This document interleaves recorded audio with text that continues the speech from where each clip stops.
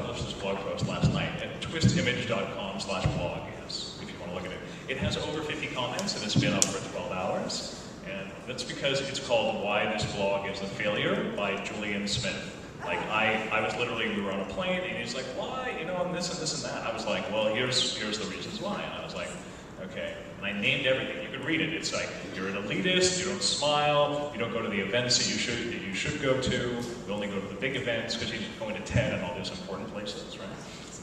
And I was like, and you don't have any entry points to your blog and all these other things. Now, what's interesting about this is that even though my answers are technically right, which is that his blog would get more popular in that way, it's true that almost every audience for any blog, like a great example of what that I love to talk about is Mark's Daily Apple. Does anybody know this site here?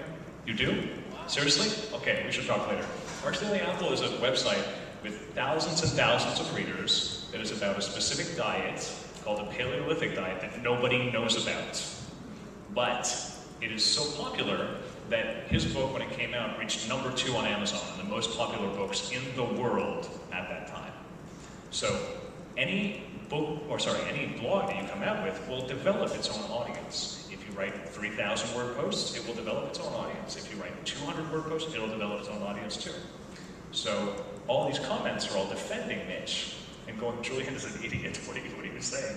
And the reality is that even though I'm right, on the web, it is the one place you're not constrained by geography, you're not constrained by time, you can write things and people will find you. And the people that find you will be just like you. You'll be like, wow, I really like you, I wonder why. Well, I mean, you know, it gathers like.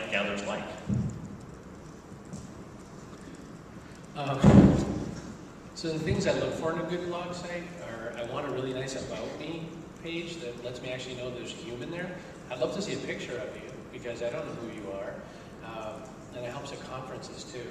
Not a stupid avatar drawing picture, not your Simpsons likeness. Because it turns out if you're not wiggly, then I don't know what you look like still. I look at blogs, I'm a big fan of brevity. I look for better calls to action at the end of blog posts, even if it's not a business call to action, but I want to know where you want me to go next. So if I'm your reader, what do you want me to do? I want you to promote other people. Because if you're only writing about yourself and there's never a link that doesn't go away to somewhere else, then you're trying to hold me in. That means you're trying to get something out of me and I don't know what it is. I want you to be explicit. I like brevity. I don't like 3,000 word posts because I don't have the time. You know, that's just me though, that's a personal taste.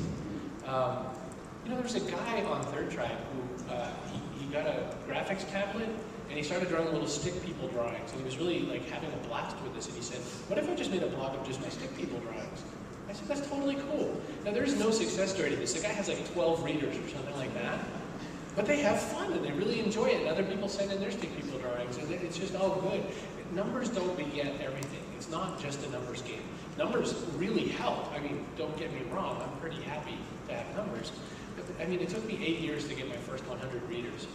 And the first 8 years I was writing about myself. When I started writing about other people and how they could be helpful, then it worked out. And by the way, none of y'all were on blogs that far back, and that's the other reason why.